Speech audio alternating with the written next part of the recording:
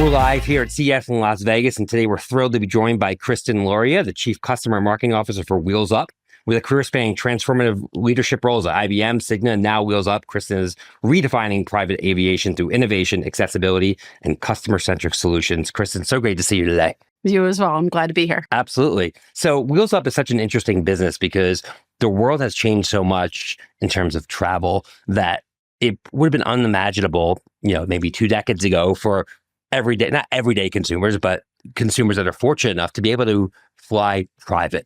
How are you able to communicate this offering to consumers, many of which probably don't fully understand what Wheels Up offering is? Yeah. So I agree with you. First off, I think 20 years ago, I'm not sure it was a topic of conversation. Yeah. You see that maybe it's the experience economy, right? Sure. Aviation comes up over and over. I think the way we communicate it is simple in terms of really journeys, experiences. Where are you going? How are you getting there? What's the most convenient way to get there? The mediums through which we communicate are the same mediums we communicate everywhere else, from social media, through the press, and really in event-based type organizations. Yeah. I think it's the same as every other industry. And I think the experience generation is really just driving the need for it more. And in terms of the audience that you're going after, how would you describe your target audience for Wheels Up? High net worth individuals, both on the corporate and the leisure side. But I think the target that we're going after is a target that's slightly different. It's people who really want to understand the best way end to end on a journey. So these are customers that might fly commercial sometimes, might fly private, want to get to destinations that they may not have been able to get to before, and really care about the end to end experience. Yeah, and of course, time is that's ultimately what you're offering people, right? Yeah, and on the corporate side, that's always been the case, right? So the reason you fly private is because you can't get your meeting any other way, right? And you need to save the time. But I think that's more and more the case on the individual side as well. Yeah, we talk a lot at Suzy about the barbell economy, how there's a rising opportunity both on the value side of the population, especially in the US, and on the luxury side. And there's been a boom in luxury businesses that have performed so well, even post-pandemic, and do you see there being continued rise in demand with the high net worth individual and luxury set that's driving growth in the business? I do think the demand is going to continue to drive higher and higher with the high net worth individual, but the more we make it accessible, it expands that much. What does that mean, accessible? So people didn't understand the ability in the past to fly Delta over to London and then a private flight over to Ibiza. And if you balance that out across a group of people, it's not necessarily inaccessible, right? And so oftentimes people just didn't even know that was possible. Yeah. Right? Taking a group of people from New York to Nantucket. One of my favorite things that we talked about this summer is leaf peeping, right? Going to Lake Canandaigua, quick hour trip from White Plains, New York with your friends, spend the day at the Finger Lakes and go back. And when you distribute that across a group of people, that's more accessible. Yeah, I think that's more what I was getting at at the onset, is that for some people, they think of private aviation and flying in private jets is kind of out of reach to them. And when you say accessible, it means that you don't have to be a billionaire to fly in, right? You can fly on demand charter or you could do a membership, but this is not about putting several $1 million down and buying a timeshare on a particular aircraft. You could put a couple $100,000 down and you have the ability to use that across commercial and private aviation. And that's a pretty low point of entry. Yeah. Fly on demand charter with us and then earn rewards back. Yeah. So which is that's great. Much more accessible than in the past. So in building the Wheels Up brand, what have been some of the effective tactics that you've undertaken to make sure that obviously you're doing considerations that for consumers, it's not an impulse purchase, has to come at the right time for them? What's been effective for you at bringing new customers into the fold? Yeah, this is a conversation, right, that happens at places where our customers are. Mm-hmm. The B2B side, it's very much going into companies and talking through the value proposition with procurement. But on the leisure side, it is really about accessing those customers where they are. Yeah. So, for example, next week, we're going to be at the Cayman Cookout. And we'll be with them for a week and we'll be able to talk to them about some solutions. Some people are already flying there on Delta, and we'll be able to intercept that process right there. So a lot of events, and really going to where the customers are, and experiencing those events with them. I know the Super Bowl is a big place. It's a big place. We'll be there, not as we're not going to do as much as we did in the past this year, but we are expanding.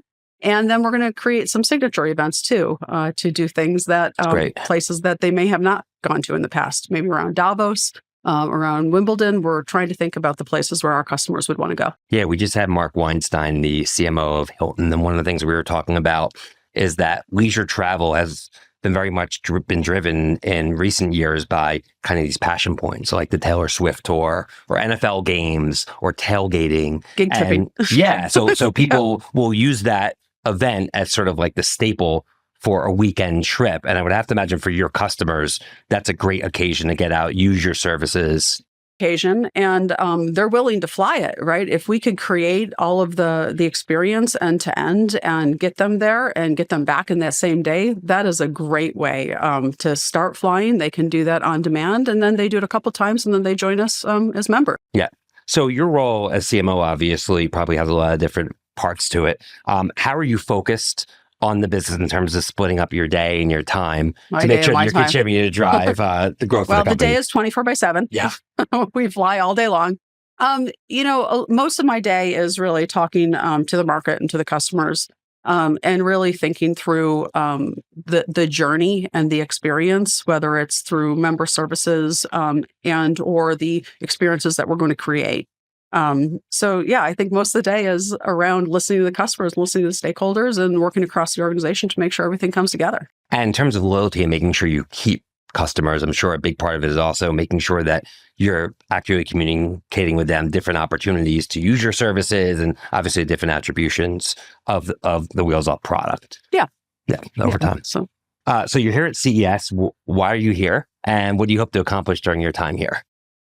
Well, we always want to interact with customers. There's many corporate customers here, but we're also here in partnership with Delta. Okay, so tell me about the Delta partnership. So the Delta partnership, that is, I think, really the breakthrough in private aviation, really understanding how can we connect private aviation to commercial aviation and what opportunities does that bring together. So about a year ago, Delta's our lead investor, and we work daily to come up with really different opportunities, things that haven't been thought about before. We look at technology. How do we bring those two markets together? How do we bring the loyalty programs together?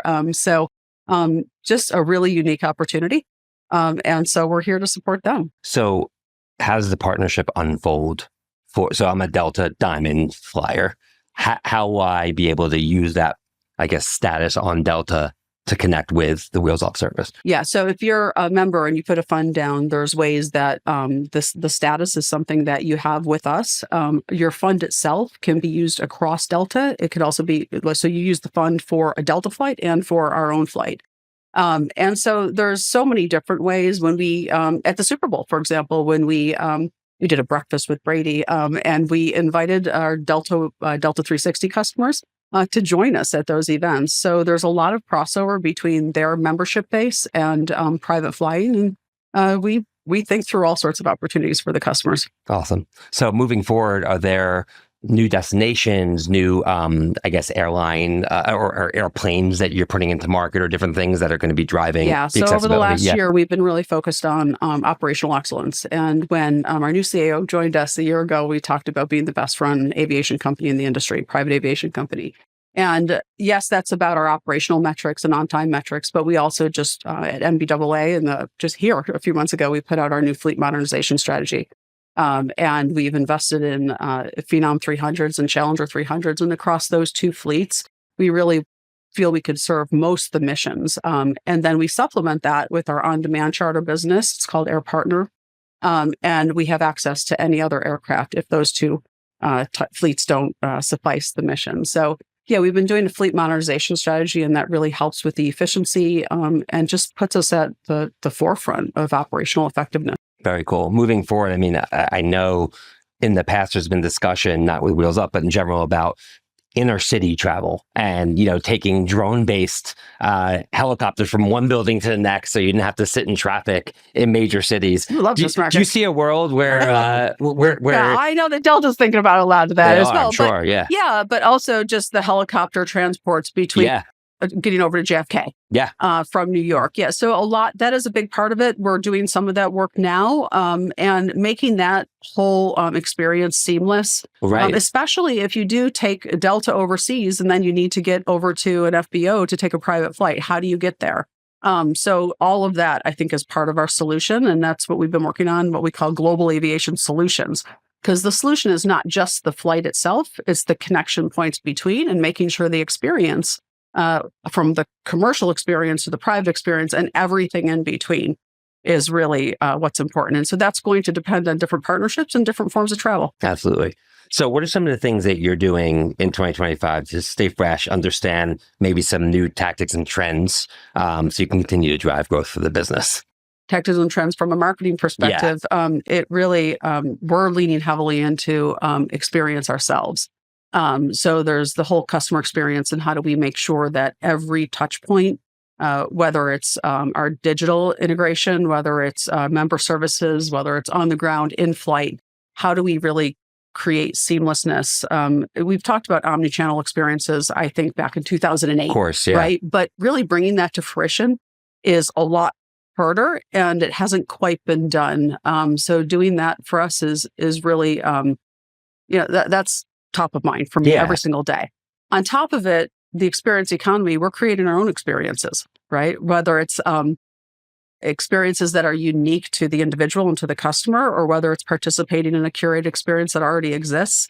How do we make that happen and leverage our services in the middle of it and use that to market our services?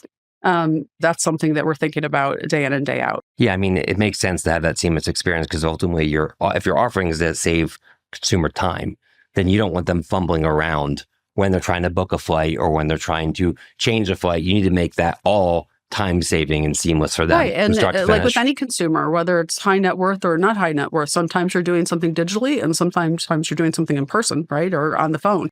And you want all of that to work. But the idea of the experience itself, like we don't want our customers to have to go somewhere where they're not to learn about our products and our services, right? So we want to create those experiences around what they're already doing and what they're interested in doing. And that's how we want to market. So it's not something that they have to step out of their daily activities to do.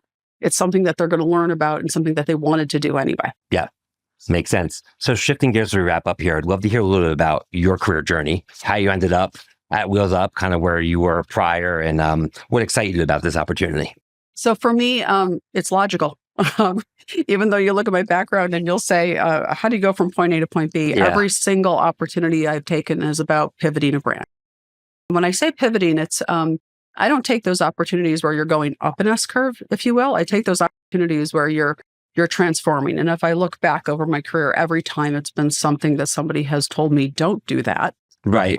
Whether it was from Lotus as they were competing with Outlook and Google Mail back in the day. I remember Lotus.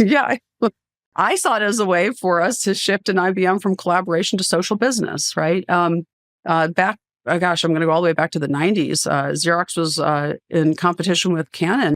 I heard somebody speak about distributed applications in 1993 and that the value of the Xerox printer was that they had a printer on every floor networked in every building around the world. Forget about the toner.